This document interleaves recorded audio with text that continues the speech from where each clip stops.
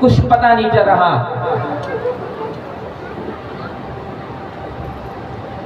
और राजा रघु एक ब्राह्मण के पास चले गए। ब्राह्मण से कहने लगे कि हे ब्राह्मण देवता, आप इतनी दुखी क्यों हैं? आपके दुख का कारण क्या है? अरे आप राजा रघु के राज्य में इतनी दुखी हैं?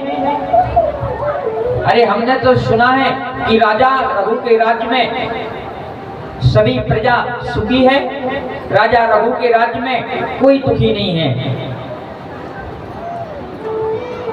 तब ब्राह्मण कहने लगा, अरे वह राजा रघु क्या जाने हमारे दुख को।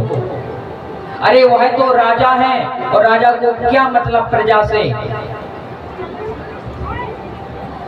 राजा ने पूछने लगे, आखिर दुख क्या है बताओ तो, रघु के राज्य में इतना दुख क्यों पा रहे हो तुम? ब्राह्मण कहने लगा कि हे भैया, मैं जाति से ब्राह्मण हूँ, पूरे दिन पंडिताई करके आता हूँ, जब कभी रात्रि को आया फिर भोजन करता हूँ। यानी मैं ही हाथ से बनाऊं, मैं ही करूं। अगर मैं ना बनाऊं तो बिना भोजन के सो जाऊं। यह मुझे बहुत दुख है। तो राजा ने पूछा, तुम्हें क्या चाहिए? ब्राह्मण कहने लगा, राजा रघु के तो 360 पत्नियां हैं और हमारे पास एक भी नहीं।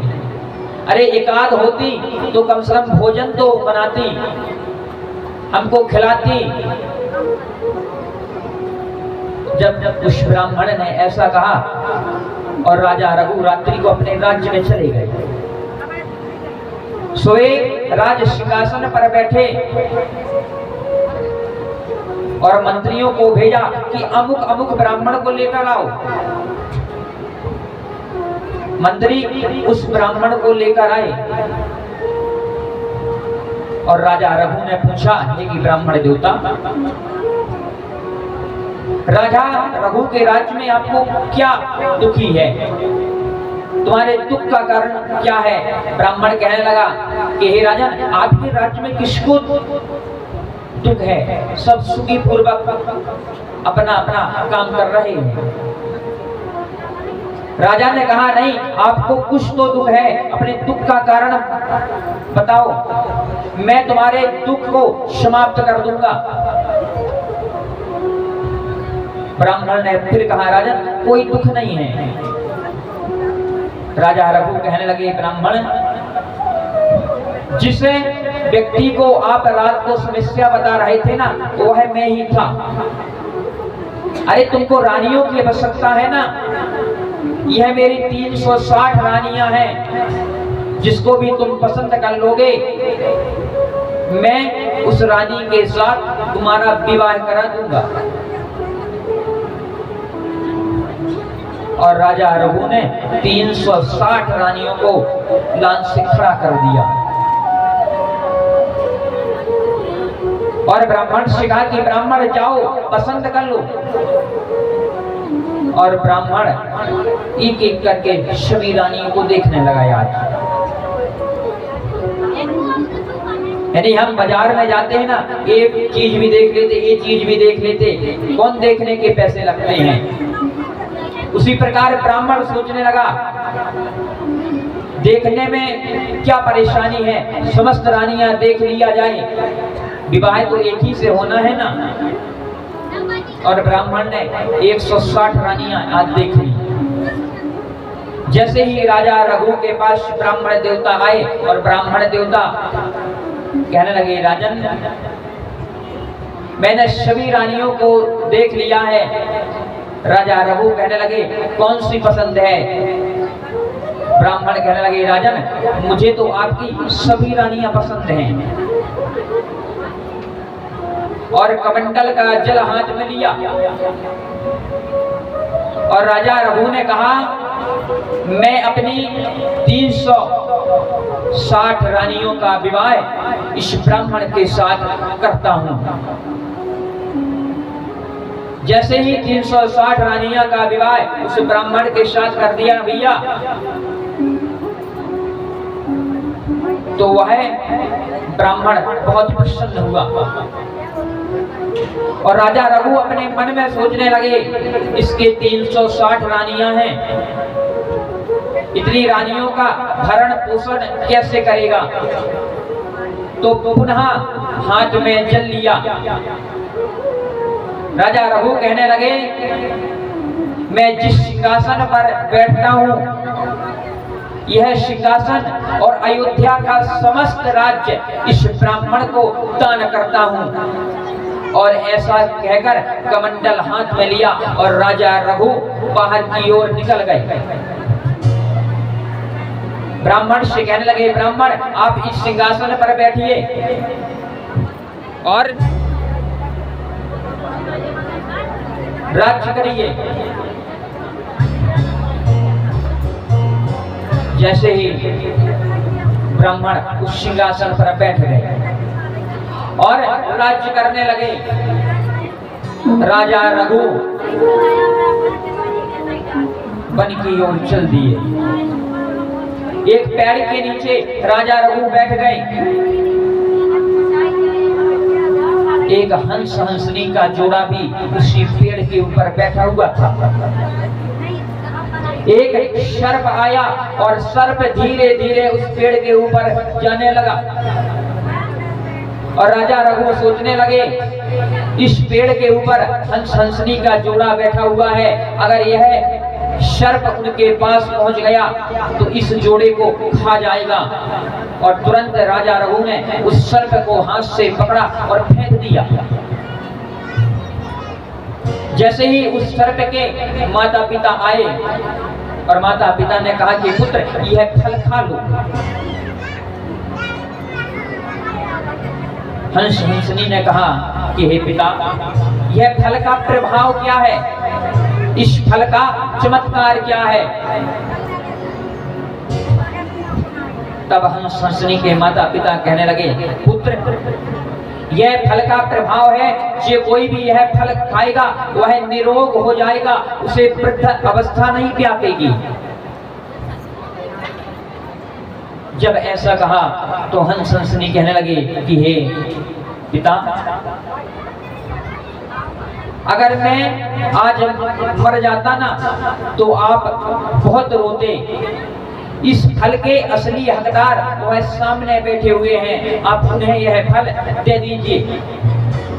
अगर वह आज ना होते तो हमें एक सर्प खा जाता। जैसे ही हंस हंसनी के माता पिता राजा रघु के पास गए, राजा रघु को वह फल दिया। राजा रघु से कहा कि हे राजन, यह फल खा लीजिए।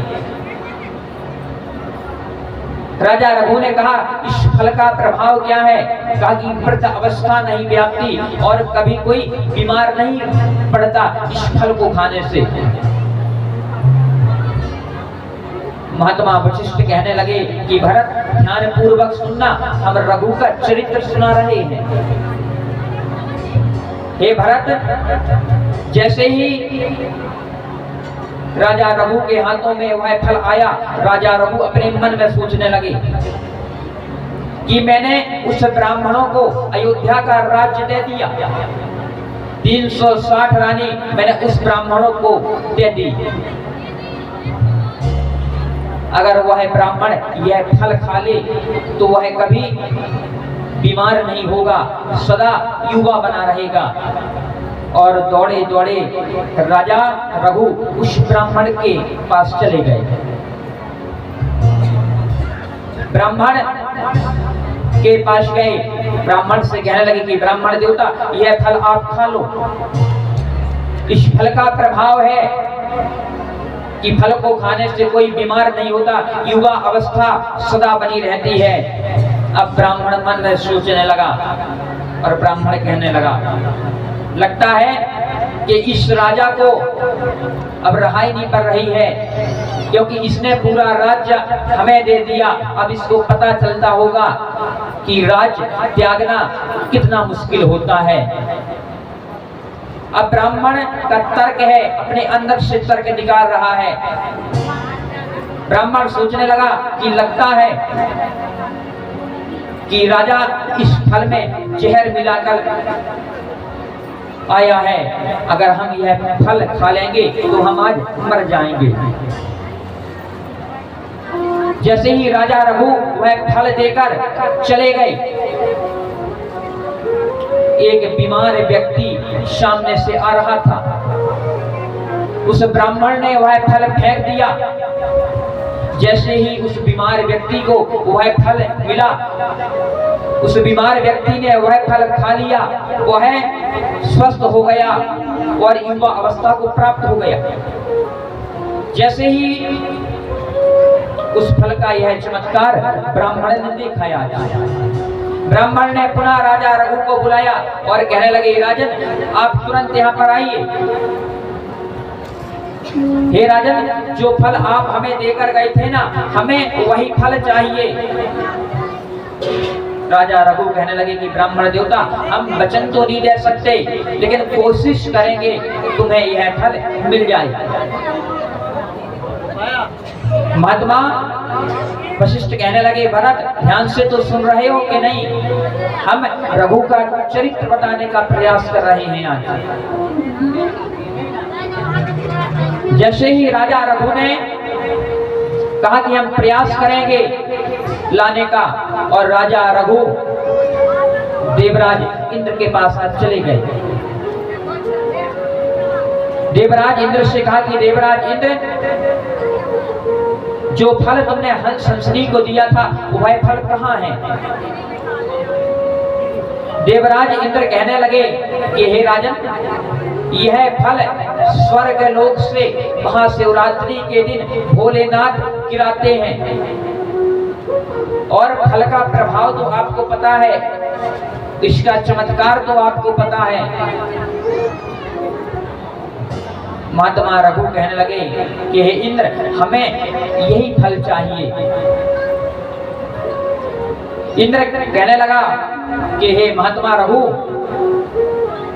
इस इंद्रलोक के ऊपर एक लोक बन गया है, रघुलोक। अरे रघुलोक में तो ऐसे 1000 फल रखे हुए हैं, आप ले लीजिए और ले जाइए। महात्मा रघु कहने लगे कि हे इंद्र, हमें रघुलोक का दर्शन करना है, कैसा है? वशिष्ठ कहने लगे, भरत ध्यान से सुनना। आज महात्मा रघु, राजा रघु वहां से चल दिए, रघुलोक में पहुंचे। जैसे भैया रघुलोक में पहुंचे, उन्होंने बहुत फल देखे और सोचने लगे उस ब्राह्मण की क्या दशा हुई होगी। उस ब्राह्मण के 360 रानियां हैं, ना जाने राज्य कर पा रहा होगा कि नहीं, लगता है पूरा धन समाप्त हो गया होगा। जैसे ही राजा रघु ऐसा सोच रहे थे, हाथ में कमंडल का जल लिया और कहने लगे, जैसे ही मैंने उस ब्राह्मण को 360 रानियों का दान किया, जैसे ही मैंने उस ब्राह्मण को अयोध्या का सिंहासन दान किया, वैसे ही मैं यह रघुलोक भी उस ब्राह्मण को दान करता हूँ। और जैसे ही वह ब्राह्मण उस नरक कुंड में कूदने वाले थे, साक्षात नारायण भगवान प्रकट हो गए। जैसे ही नारायण भगवान प्रकट हो गए, नारायण भगवान कहने लगे कि हे राजा रघु, कहाँ जा रहे हो? कहा कि हम इसी नरक कुंड में मर जाएंगे। देवराज इंद्र कहने लगा कि हे राजन, आपके लिए यह नरक कुंड नहीं है, यह तो उस ब्राह्मण के लिए नरक कुंड बना है जिसने आपका राज्य छल पूर्वक छीन लिया है। क्योंकि वह ब्राह्मण जानता था कि राजा रघु दानी है, राजा रघु से जो हम मांगेंगे वह दे देंगे वो। देवराज इंद्र कहने लगा कि हे राजन, हम उस ब्राह्मण को लेकर आते हैं और इसी नरक कुंड में डाले देते हैं। राजा रघु कहने लगे, नहीं इंद्र, उस ब्राह्मण को न लाना। महात्मा वशिष्ठ कहने लगे कि भरत, तुम राम की तुलना रघु से कर रहे हो। अरे एक ब्राह्मण ने सीता का हरण कर लिया था तो राम संपूर्ण वंश का विनाश कर कर आ गए थे, और एक ब्राह्मण ने झूठा नाटक किया तो राजा रघु ने संपूर्ण राज्य उस ब्राह्मण को दे दिया।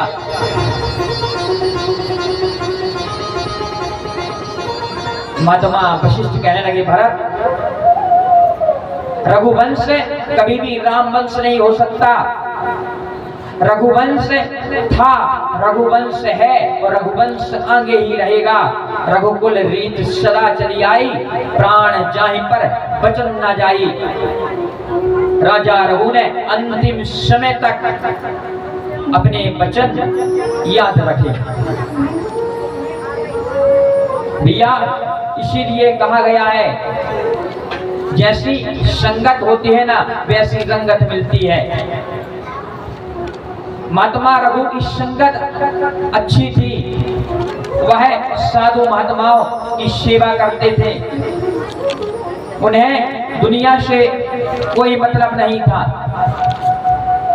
और आज भैया बताया था ना कि आज हम संगत करके सो जाते हैं। किसी से कहो भगवान का नाम लो, महाराज भगवान का नाम नहीं आता, नींद जरूर आती है। मोबाइल चलाने में 3-4 घंटे बीत जाते हैं लेकिन नींद नहीं आती, और कहो पढ़ाई की किताब उठाई और नींद आने लगी। भैया, संसार में केवल भगवान का नाम ही साथ में जाएगा और कुछ जाने वाला नहीं है। जब भजन करने का समय था तब हम सोते रहे, और जब समय चला गया तब हम हाथ में माला पकड़ लेते हैं। जब यह शरीर कपने लगता है और माला हाथ से गिरने लगती है, हाथ में माला भैया नहीं ठहरती।